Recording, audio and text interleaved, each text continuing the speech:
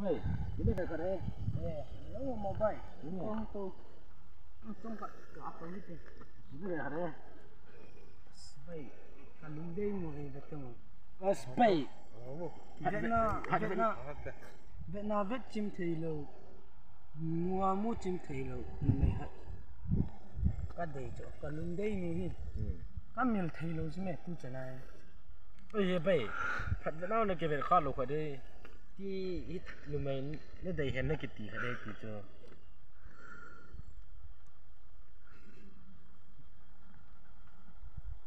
ลุงห้างก็ได้ไป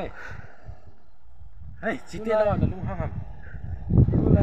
tu lai lung xin ni mà sung lai lung xin dengan này kia là kia kia về ta chừng bay tu lai lung xin thì nim le mía la kia về rằng này ta coi tu lai lung xin ni cái đây tu bao cái đây tu bao lệ tu lai lung xin cho lung xin gì tu lai lung xin thì nim le mía la kia về ta coi chút tí cho chút chút men à cái chút men la mà sang ngã tao mà men la cái về cái gì sao đó là hết rồi bay chỉ phải thế cái hết tiêm tả cho nó luôn